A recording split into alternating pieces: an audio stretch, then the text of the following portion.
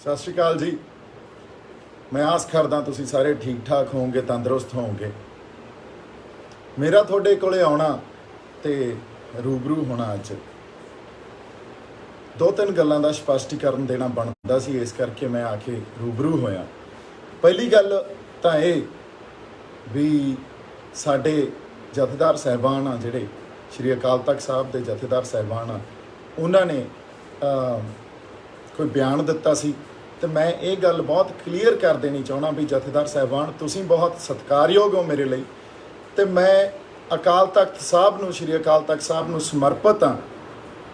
कोई भी मेरे तो किसी तरह भुल हो गई होवे अकाल तख्त साहब की शान च, अकाल तख्त साहब का आदर सन्मान इज्जत जिहड़ा साडे दिलों के अंदर आ या मेरे दिल के अंदर आ, किसी भी तरह की जिवें भुल हो गई होवे तां मैं ये कहना चाहना भी मैं अकाल तख्त साहब नूं समर्पित हाँ। अकाल तख्त साहब का कोई भी हुक्म मेरे लिए सिर मत्थे आ, क्योंकि मैं उत्थे संगत दियां पईयां होईयां या संगत दे जिहड़े जोड़े पए हुंदे आ, मेरी जिहड़ी आपदी वो तुसीं कह लो भी एक ओडेसिटी आ या औकात आ, वो उस बराबर भी नहीं आ। सो अकाल तख्त साहब मैं आपदे आप नूं निमन करदा इस गल ते इस गल का कोई शक नहीं है, कोई शंका नहीं है मेरे मन च, किसी भी तरह की कोई इस गल नूं लैके बहस नहीं है। मैं हमेशा ही अकाल तख्त साहब नूं समर्पित रहूँगा। तो अगली गल जिहड़ी मैं करनी चाहुंदा सी वो ये गल करनी चाहुंदा सी भी मैनूं प्रधान साहब लौंगोवाल साहब का एक बयान आया भी दीप सिद्धू के अगेंस्ट कार्रवाई की जाऊगी। मैं एक होर गल ये क्लीयर कर देनी चाहना भी प्रधान साहब जिहड़ी गल मैं थोड़े तो पुछी आ या जिहड़ा सवाल मैं थोनू कीता श्री गुरु ग्रंथ साहब जी दियां बीड़ां या श्री गुरु ग्रंथ साहब के सरूप जिहड़े मिसिंग आ, उन्हां दे कस्टोडियन तुसीं हो। सो जे कस्टोडियन तुसीं हो तो उहदा जवाब तुसीं देना जी, मेरे ते कार्रवाई करके नहीं। इस करके मेरी हथ जोड़ के बेनती है थोनू, इन्हां गल्लां च आपां टाइम वेस्ट ना करिए, क्योंकि जे असीं बोलदे आ ਉਹਦੀ वजह यह आ भी असी किसी ना किसी ਜਿਹੜੇ हालात पैदा किए गए हैं ना किसी वजह करके उन्होंने हालातों तो या ਜਿਹੜੀਆਂ समस्यावां साडे सामने आ उन्होंने समस्यावां तो तंग आ ते असी हालातों तो संतुष्ट नहीं आ। हुण जे असी हालातों तो संतुष्ट नहीं आ तो किते ना किते असी ये चाहुंदे आ भी ये सब कुछ चेंज होवे, बदलाव आवे। इस करके असी आपदी आवाज़ लैके थोड़े सामने आने आ, कुछ आपदे सवाल लैके थोड़े सामने आने आ। हुण जिहड़ी गल इत्थे समझण वाली आ भी ये समस्यावां असीं तां पैदा नहीं कीतियां जी, ये समस्यावां तां साडे गलां च पातियां।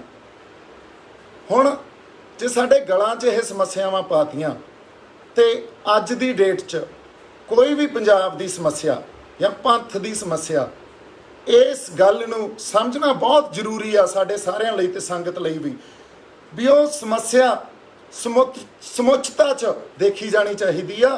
इंडियन पोलिटिकल सिस्टम तो या इंडियन पॉलिटिक्स तो या इंडियन सोशल सिस्टम या रियलिटी तो उन्होंने नखेड़ के नहीं देखा जा सकता।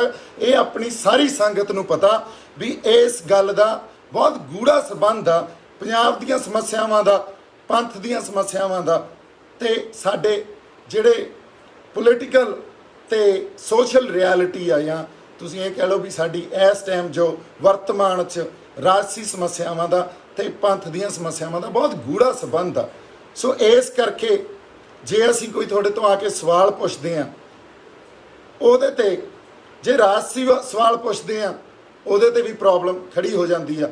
ते जे असीं मान लो पंथक मामले ते कोई सवाल पुछ लैंदे आ, साडे च अज्ञानता हो सकती है, साडे च किसी ना किसी गल च साडे तो गलती हो सकती है। उन्नी क फ्रीडम सानू, उन्नी क आज़ादी सानू दिओ भी असी अज्ञानता च कोई गलती कीती होवे तां तुसीं उहनूं संवाद राहीं ठीक करो, सानू सही रास्ते ते पाओ ते सानू गाइड करो। पर गल की हुंदी आ जे असी पोलिटिकल सिस्टम नूं क्वेश्चन करदे आ तां सानू राष्ट्रवाद दे नां ते आके घेर लिया जांदा या सानू देश दे विरुद्ध कोई नीतियां घड़ रहे हैं इस गल नूं अगे रख के घेर लिया जांदा। जे असी पंथ ते कोई सवाल करते हैं तो सानू गुरु खालसा पंथ दे नां ते ਜਾਂ ਤੁਸੀਂ ਇਹ ਕਹ ਲਓ ਵੀ ਧਰਮ ਦੇ ਨਾਂ 'ਤੇ ਅਸੀਂ ਕੋਈ ਗੱਲ ਉਸ ਆਣ ਸ਼ਾਨ 'ਚ ਜੇ ਕੋਈ ਗੱਲ ਕਹੀ ਆ ਉਸ ਨਾਂ 'ਤੇ ਘੇਰ ਲਿਆ ਜਾਂਦਾ। ਹੁਣ ਜੇ ਇਹ ਸੋਸ਼ਲ ਟੈਰਰ ਕ੍ਰੀਏਟ ਕਰਨਾ ਤੁਸੀਂ ਬੰਦ ਨਹੀਂ ਕੀਤਾ ਤੇ ਸਾਡੀਆਂ ਆਵਾਜ਼ਾਂ ਆਈ ਦਬਦੀਆਂ ਰਹੀਆਂ, ਜਾਂ ਤੁਸੀਂ ਅੱਜ ਦੀ ਡੇਟ 'ਚ ਸਿਚੁਏਸ਼ਨ ਦੇਖ ਲਓ ਪੰਜਾਬ 'ਚ, ਕੋਈ ਨੌਜਵਾਨ ਜਾਂ ਕੋਈ ਵੀ ਬੰਦਾ ਰਾਜਸੀ ਗੱਲ ਕਰੇ ਉਹਦੇ ਤੋਂ ਡਰਦਾ, ਪੰਥ ਦੀ ਕੋਈ ਗੱਲ ਕਰੇ ਉਸ ਗੱਲ ਤੋਂ ਡਰਦਾ। ਅਸੀਂ ਸਾਡੇ 'ਚ ਅਗਿਆਨਤਾ ਜ਼ਰੂਰ ਹੈ ਜੀ, ਸਾਡੀਆਂ ਜਿਹੜੀਆਂ ਅੰਦਰ ਸਾਡੇ ਦਿਲ ਦੀਆਂ ਭਾਵਨਾਵਾਂ ਉਹ ਮਾੜੀਆਂ ਨਹੀਂ ਆ, ਸਾਡੇ ਅੰਦਰ ਸਿਰਫ ਦਰਦ ਆ, ਆਪਦੀ ਧਰਤੀ ਲਈ ਦਰਦ ਆ, ਪੰਜਾਬ ਦੇ ਲੋਕਾਂ ਲਈ ਦਰਦ ਆ, ਪੰਥ ਲਈ ਦਰਦ ਆ। ਇਸ ਲਈ ਕੋਈ ਸਵਾਲ ਤੁਹਾਡੇ ਸਾਹਮਣੇ ਲੈ ਕੇ ਆਏ ਸੀ। ਕਿਸੇ ਵੀ ਤਰ੍ਹਾਂ ਕਿਸੇ ਦੇ ਦਿਲ ਨੂੰ ਜਾਂ ਅਦਰਵਾਈਜ਼ ਕਿਸੇ ਵੀ ਤਰ੍ਹਾਂ ਠੇਸ ਪਹੁੰਚਾਉਣ ਦੀ ਕੋਈ ਗੱਲ ਨਹੀਂ ਸੀ, ਕਿਉਂਕਿ ਕਿਸੇ ਨਾ ਕਿਸੇ ਤਰ੍ਹਾਂ ਸਾਨੂੰ ਇਹ ਲੱਗ ਰਿਹਾ ਵੀ ਜਿਹੜੀਆਂ ਸਮੱਸਿਆਵਾਂ ਸਾਡੇ ਗਲਾਂ 'ਚ ਪਾਤੀਆਂ ਉਹਦਾ ਜਵਾਬ ਦਿਓ, ਉਹਦਾ ਹੱਲ ਕਰੋ ਹੁਣ। ਕਿਉਂਕਿ ਅਦਰਵਾਈਜ਼ ਜੋ ਮੈਂ ਸਾਰੀ ਇਹ ਚੀਜ਼ ਦੇਖਦਾ, ਜਦੋਂ ਇਹ ਮੈਂ ਸਾਰਾ ਵਰਤਾਰਾ ਦੇਖਦਾ, ਸਮੁੱਚਤਾ 'ਚ ਸਮਝਦਾ ਵੀ ਜੇ ਇੰਡੀਅਨ ਪੋਲੀਟੀਕਲ ਸਿਸਟਮ 'ਤੇ ਜਾਂ ਇੰਡੀਅਨ ਸੋਸ਼ਲ ਰਿਐਲਿਟੀ 'ਤੇ ਗੱਲ ਕਰੀਏ ਤਾਂ ਤੁਸੀਂ ਸੈਡੇਸ਼ਨ ਲਾਜ਼ ਇਨਵੋਕ ਕਰਨ ਲੱਗ ਜਾਂਦੇ ਹੋ ਸਾਡੇ ਅਗੇਂਸਟ, ਵੀ ਦੇਸ਼ ਧਰੋਹੀਆਂ ਵਾਲੀਆਂ ਗੱਲਾਂ ਕਰਦੇ ਹੋ ਜੀ, ਤੁਸੀਂ ਦੇਸ਼ ਦੇ ਟੁਕੜੇ ਕਰਾਓਗੇ। ਨਹੀਂ, ਐਸੀ ਕੋਈ ਗੱਲ ਨਹੀਂ ਹੋ ਰਹੀ। ਜੇ ਅਸੀਂ ਪੰਥ ਦੀ ਗੱਲ ਕਰੀਏ ਤਾਂ ਗੁਰੂ ਖਾਲਸਾ ਪੰਥ ਦੀ ਸ਼ਾਨ 'ਚ ਕੋਈ ਗੱਲ ਅਸੀਂ ਗਲਤ ਕਹਿਤੀ, ਇਹ ਗੱਲ ਹੋਣ ਲੱਗ ਜਾਂਦੀ ਹੈ ਜੀ ਅਸੀਂ ਝੂਠੇ ਹਾਂ, ਅਸੀਂ ਗੁਰੂ ਤੋਂ ਬੇਮੁਖ ਹਾਂ, ਜਾਂ ਸਾਨੂੰ ਸਾਡੇ ਗੁਰੂ ਸਾਹਿਬਾਨਾਂ ਦਾ ਡਰ ਨਹੀਂ ਆ। ਇਹੋ ਜਿਹੀ ਕੋਈ ਗੱਲ ਨਹੀਂ ਆ। ਗੁਰੂ ਸਾਹਿਬਾਨਾਂ ਤੋਂ ਇਲਾਵਾ ਸਾਡੇ ਪੱਲੇ ਕੀ ਹੈ ਜੀ? ਮੈਂ ਤਾਂ ਜਿਵੇਂ ਕਿਹਾ, ਗੁਰੂ ਘਰ 'ਚ ਜਿਹੜੇ ਸੰਗਤ ਦੇ ਜੋੜੇ ਪਏ ਹੁੰਦੇ ਆ, ਮੈਂ ਤਾਂ ਉਹਨਾਂ ਵਰਗਾ ਵੀ ਨਹੀਂ ਆ। ਸੋ ਪਰ ਜੇ ਸਾਡੀ ਆਵਾਜ਼ ਦਬਾਓਗੇ ਜਾਂ ਸਾਡੇ ਸਵਾਲਾਂ ਦਾ ਜਵਾਬ ਨਹੀਂ ਦਿਓਗੇ, ਫਿਰ ਨਾ ਇੱਕ ਅੰਗਰੇਜ਼ੀ ਦੀ ਇੱਕ ਤੁਸੀਂ ਇਹ ਕਹਿ ਲਓ ਇੱਕ ਥਿਊਰੀ ਆ, ਸਬਜੈਕਟ ਐਂਡ ਆਬਜੈਕਟ ਥਿਊਰੀ। ਹੁਣ ਇਹਦੇ 'ਚ ਸਬਜੈਕਟ ਤੇ ਆਬਜੈਕਟ ਨੂੰ ਸਮਝਣ ਦੀ ਕੋਸ਼ਿਸ਼ ਕਰਿਓ। ਸਬਜੈਕਟ ਕੌਣ ਹੁੰਦਾ? Subject is the one who knows and acts. And what is an object? Object is the one who's been acted upon. ਮਤਲਬ ਸਬਜੈਕਟ ਉਹ ਆ ਜਿਹੜਾ ਕੋਈ ਗੱਲ ਐਕਟ ਕਰਦਾ, ਜਿਹੜੀ ਗੱਲ ਨੂੰ ਸਮਝ ਕੇ ਐਕਟ ਕਰਦਾ, ਤੇ ਆਬਜੈਕਟ ਉਹ ਆ ਜਿਹਦੇ ਤੇ ਐਕਟ ਕੀਤਾ ਜਾਂਦਾ। ਹੁਣ ਤੁਸੀਂ ਸਬਜੈਕਟ ਹੋ ਤੇ ਅਸੀਂ ਆਬਜੈਕਟ ਹੋਏ ਫਿਰਦੇ ਆ। ਸਾਡੇ ਨਾਲ ਜਦੋਂ ਤੁਸੀਂ the one who knows and acts, an object is the one who can be acted upon and also can be manipulated। ਤਾਂ ਇਹ ਗੱਲ ਆ ਵੀ ਇਹ ਸਬਜੈਕਟ ਆਬਜੈਕਟ ਥਿਊਰੀ ਇੱਥੇ ਪੈਦਾ ਕੀਤੀ ਗਈ ਆ। ਸਾਡੇ ਵੀ ਹੈਵ ਬੀਨ ਐਕਟਡ ਅਪੋਨ, ਸਾਨੂੰ ਤੁਸੀਂ ਜਿਵੇਂ ਮਰਜ਼ੀ ਵਰਗਲਾ ਸਕਦੇ ਹੋ, ਮੈਨੀਪੂਲੇਟ ਕਰ ਸਕਦੇ ਹੋ। ਤੇ ਜਿਹੜਾ ਤੁਸੀਂ ਆਹ ਦੇਖ ਲਓ ਵੀ ਵੋਟਾਂ ਦਾ ਆਧਾਰ ਹੀ ਇਹ ਆ। ਅੱਜ ਦੀ ਡੇਟ 'ਚ ਜਿੱਥੇ ਵੋਟਾਂ ਪੈਂਦੀਆਂ ਉਹਦਾ ਆਧਾਰ ਹੀ ਇਹ ਆ। ਜਿਹੜੀ ਪਾਰਟੀ ਲੋਕਾਂ ਨੂੰ ਮੈਨੀਪੂਲੇਟ ਸਭ ਤੋਂ ਵਧੀਆ ਢੰਗ 'ਚ ਮੈਨੀਪੂਲੇਟ ਕਰਨ 'ਚ ਕਾਮਯਾਬ ਹੋ ਜਾਂਦੀ ਆ, ਜਾਂ ਜਿਹੜੀ ਪਾਰਟੀ ਲੋਕਾਂ ਨੂੰ ਵਰਗਲਾਉਣ 'ਚ ਕਾਮਯਾਬ ਹੋ ਜਾਂਦੀ ਆ, ਉਹ ਪਾਰਟੀ ਜਿੱਤ ਜਾਂਦੀ ਆ।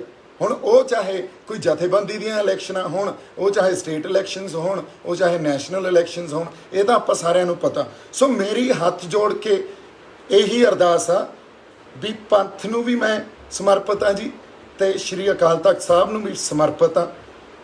ਇਹ ਮੈਂ ਗੱਲ ਆਪਦੇ ਪੂਰੇ ਤਣੋਂ ਮਨੋਂ ਧਨੋਂ ਕਰ ਰਿਹਾ ਜੀ। ਕੋਈ ਮੇਰੇ ਤੇ ਕਿਸੇ ਤਰ੍ਹਾਂ ਦੀ ਇਹ ਗੱਲ ਨਹੀਂ ਆ ਵੀ ਮੈਂ ਪੰਥ ਦੀ ਸ਼ਾਨ 'ਚ ਜਾ ਕੇ ਕੁਛ ਕਹਾਂ ਜਾਂ ਸ਼੍ਰੀ ਅਕਾਲ ਤਖਤ ਸਾਹਿਬ ਦੀ ਸ਼ਾਨ 'ਚ ਕੁਛ ਕਹਾਂ। ਅਕਾਲ ਤਖਤ ਸਾਹਿਬ ਦਾ ਜੋ ਹੁਕਮ ਆ ਸਿਰ ਮੱਥੇ।